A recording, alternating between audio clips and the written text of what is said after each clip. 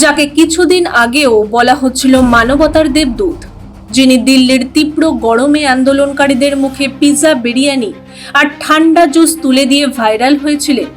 আন্দোলন শেষ হতেই সেই মানুষটির জীবনে আজ কেন অন্ধকার নেমে এলো? যে নেতাদের তিনি প্রতিদিন পেট পুড়ে খাইয়েছেন, আজ তারা জয় উদযাপনে ব্যস্ত, আর এই মানুষটা একা বসে হাউমাউ করে কাঁদছেন। কিন্তু কেন? পুলিশ কেন খুঁজছে এই বিরিয়ানি ম্যান মোহাম্মদ জুনেদকে? সত্যিটা কি রাজনৈতিক চক্রান্ত, নাকি এর পেছনে লুকিয়ে আছে কয়েক কোটি টাকার এক অদৃশ্য খেলা? উত্তরপ্রদেশের গাজিয়াবাদের নাহল গ্রামের ২৬ বছরের এক তরুণ মোহাম্মদ জুনেদ পেশায় এক সাধারণ মোবাইল মেকানিক, আর পাশাপাশি এলএলবি পড়ছেন। যন্তর মন্তরে যখন আন্দোলন শুরু হয়, জুনেদের দাবি তিনি তীব্র গরমে মানুষের জলের অভাব দেখে প্রথমে পানীয় জল বিলি করা শুরু করেন। দেখতে দেখতে সেই জল বিলি রূপ নেয় বিশালাকার লঙ্গরে। ব্রেড পকোড়া, পুরি সবজি, আইসক্রিম থেকে শুরু করে হাজার হাজার কেজি বিরিয়ানি, দিনে ৩ থেকে ৪ বার করে হাজার হাজার মানুষকে খাবার খাইয়ে গেছেন তিনি। বড় বড় নেতারা মঞ্চ থেকে নেমে জুনেদকে জড়িয়ে ধরেছেন, তার পা ছুঁয়েছেন।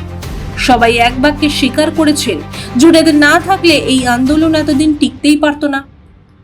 কিন্তু আন্দোলন যখন জয়ের সাথে শেষ হলো, তখনই টেবিলের ওপরে এসে পড়ল সবচেয়ে বড় প্রশ্নটা। একজন সাধারণ মোবাইল মেকানিক দিনে ৩ থেকে ৪ কোটি টাকার খাবার খাওয়ালেন কিভাবে? একটু হিসাব করে দেখুন, যদি দিনে মাত্র ২ থেকে ৩ হাজার লোকও খায় এবং এক প্লেট খাবারের দাম ন্যূনতম ৭০ টাকা ধরা হয়, তবে দিনে খরচ ১.৫ লাখ টাকা হয়। আর টানা ১ মাসে সেই খরচ গিয়ে দাঁড়ায় ৫০ লাখ থেকে ১.৫-২ কোটি টাকায়। পুলিশ যখন জানতে চায় এই বিপুল ফান্ডের উৎস কি, জুনেদ দাবি করেন তিনি নিজে কোনো টাকা দেননি। দেশ বিদেশের সাধারণ মানুষ অনলাইনে খাবার অর্ডার করে পাঠাতেন, তিনি কেবল তা বিলি করতেন। কিন্তু প্রশ্ন হলো, যদি অনলাইনে খাবার এসে থাকে, তবে সেই অনুদানের রেকর্ড বা হিসেব জমা দিতে জুনেদের এত ইতস্তত ভাব কেন? আর এই উত্তর না পাওয়ার পরই তদন্তের গতি ঘুরতে শুরু করেছে। এই গল্পের আসল এবং সবচেয়ে ভয়ানক মোড়টা তখন আসে যখন পুলিশ বা মিডিয়া নয়, জুনেদের নিজের পরিবার এবং তার শ্যালক জুহাইব আহমেদ ক্যামেরার সামনে এসে বিস্ফোরক সব অভিযোগ ফাঁস করেছে। জুহাইবের দাবি, তার বোন অর্থাৎ জুনেদের স্ত্রীকে নাকি মারাত্মক মারধর করা হতো, আর এই শারীরিক নির্যাতনের পেছনে ছিল এক গভীর চক্রান্ত। শ্যালকের বক্তব্য অনুযায়ী জুনেদ শুধু সাধারণ খাবার বিলি করেছিলেন তা নয়, বরং তার ঘরের ভেতরে নাকি লুকিয়ে চলছিল ধর্মান্তকরণ বা ধর্ম পরিবর্তনের এক বিশাল নেটওয়ার্ক। শুধু তাই নয়, জুনেদের বাড়ির ভেতরে নাকি বেআইনি গোহত্যা বা গরু জবাই করা হতো, আর সেই মাংস ব্যবহার করা হতো তাদেরই বিভিন্ন অনুষ্ঠানে ও মাদ্রাসায়। শ্যালকের সবচেয়ে চাঞ্চল্যকর দাবিটি ছিল, জুনেদের ঘরে নাকি এখনো জমে আছে বেআইনি অস্ত্রের পাহাড়। অন্যদিকে জুনেদ এবং তার সমর্থকরা অভিযোগ তোলেন যে কেবল খাবার খাওয়ানোর অপরাধে পুলিশ নাকি তার গাজিয়াবাদের বাড়ি থেকে বাবাকে তুলে নিয়ে গেছে, মিরাটে তার বোনের শ্বশুর বাড়িতে হানা দিয়েছে এবং ব্যাংক পাসবই জব্দ করা হয়েছে। কিন্তু এখানেই গল্পের সবচেয়ে বড় টুইস্ট। মিরাট পুলিশের এসএসপি সরাসরি মিডিয়ার সামনে এসে জুনেদের পরিবারের এই দাবি সম্পূর্ণ অস্বীকার করেছে।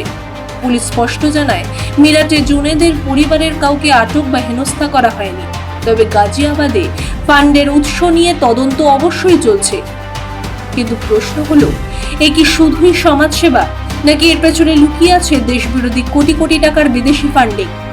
আন্দোলনের নামে এক সাধারণ মেকানিক কিভাবে প্রতিদিন হাজার হাজার মানুষকে লাখ লাখ টাকার খাবার খাওয়ালো? আর আজ পুলিশ যখনই সেই রহস্যময় ফান্ডের হিসাব চাইছে, অমনি শুরু হয়ে গেছে ক্যামেরার সামনে ভিকটিম কার্ড খেলার নাটক।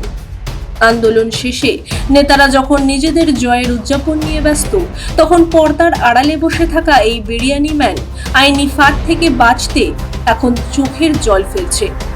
আসলে চক্রান্ত ঢাকতে চোখের জলই যে শেষ অস্ত্র। সমাজসেবার মুখোশ পরে অনিয়ন্ত্রিত ফান্ডিং দিয়ে আন্দোলন চালানো আইনের চোখে কখনোই ক্ষমার যোগ্য নয়। পুলিশ যখনই অ্যাকাউন্টের হিসাব চায়, তখনই নিজেকে আড়াল করারই চেষ্টা প্রমাণ করে, ডাল মে কুছ কালা নেহি, পুরি ডালই কালি হ্যায়। আপনার কি মনে হয়, জুনেদ কি কেবলই একজন ব্যবহার হওয়া মেকানিক, নাকি বড় কোনো চক্রান্তের চালিকা শক্তি?